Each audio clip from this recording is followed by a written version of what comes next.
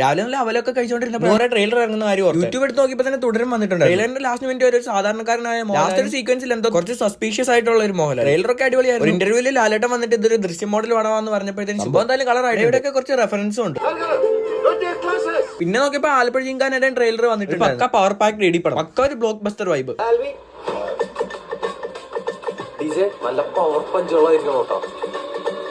2 ദിവസമായിട്ട് അനിയനാണ് ഈ ഷാർജ ഉണ്ടാക്കാന്ന് പറയുന്നുണ്ടായിരുന്നു. അതുകൊണ്ടാണെങ്കിൽ ഇന്ന് അങ്ങ് ഉണ്ടാക്കാന്ന് വെച്ചാൽ കട്ടപ്പാല പഴം, ചോക്ലേറ്റ് ബിസ്ക്കറ്റ്, ബൂസ്റ്റ്, കിസ്മിസ് എല്ലാം അടുപ്പിച്ച് പിന്നെ എന്റെ OCD കാരണം പിച്ചാത്തി ഒന്ന് കഴിയെടുത്തു. അങ്ങനെ പഴമൊക്കെ തൊലിച്ച് കുരുങ്ങുനാൻ അരിഞ്ഞ് മിക്സിക്കകത്തിട്ട് 2 കറക്കി ഒരു പേസ്റ്റ് കണക്കിനാക്കി. അടുത്തവരായിട്ട് വെച്ചാൽ കട്ടപ്പാല് കട്ട് ചെയ്തെടുക്കാന്നുള്ളത്. ഇല്ലെങ്കിൽ പാല് കട്ട് ചെയ്യുന്ന കൊടുത്ത് കൈ പാലും കൂടി ഇട്ട് 2 കറക്കൊക്കെ ഇടയ്ക്കൊന്ന് നിർത്തിയിട്ട് ഇളക്കി വെക്കും. അല്ലെങ്കിൽ ജാറിന് കേടാണ്. തിക്നെസ് കറക്റ്റാക്കാൻ വേണ്ടി കുറച്ച് വെള്ളം, പിന്നെ ഫ്ലേവറിന് വേണ്ടി ബിസ്ക്കറ്റും ബൂസ്റ്റും ഒക്കെ ഇട്ടു. എല്ലാം കൂടി ഇട്ടിട്ട് ഒരൊറ്റ കറ, അത്രയുള്ള സാധനം. സംഭവം ഗ്ലാസ്സിലെടുത്ത് ഞാനും കുടിച്ചു എല്ലാവർക്കും കൊടുത്തു. ഇന്നോട്ട് കപ്പയെല്ലാം പറിച്ച് തീർക്കുക. കാരണം വെച്ചാൽ അടുത്ത നടാനായിട്ടുള്ള സമയം ഫസ്റ്റ് നെഗ്ഗായിരുന്നു. ആദ്യത്തെ മൂടിൽ ഒന്നും ഉണ്ടായില്ല. എന്ന് വെച്ചാൽ തുറന്നു തന്നപ്പോഴത്തേന് വലിയൊരു പേര് മാത്രം. അടുത്തൊരു മൂട് പിഴുത് നോക്കിയപ്പോഴത്തേനും അതെല്ലാം പന്നീര് നിന്ന്. മൂന്നാമത്തെ മൂടിൽ ഒരു മിണിക്കാൻ സാധനം കിട്ടി. അത് നോക്കിക്കൊണ്ടിരുന്നപ്പോഴാണ് ഒരു വാഴ ഒഴിഞ്ഞിരിക്കണം. ആകെ കൂടി ടോട്ടൽ ഇത്രേ കിട്ടിയുള്ളൂ. അതെല്ലാം കഴിഞ്ഞ് കുളിച്ച് വൃത്തിയായി നമുക്ക് എത്തിക്കാനുള്ള പിള്ളേരെ പിടിക്കാനുള്ള പോക്കാണ്. ഇന്ന് നമ്മുടെ മണിയന്റെ ബോട്ടാണ് നമ്മുടെ വണ്ടി. കാരണം ഇതിന്റെ സൗണ്ട് എന്ന് വെച്ചാൽ ഒരുമാതിരി ബോട്ടിന്റെ കണക്ക്.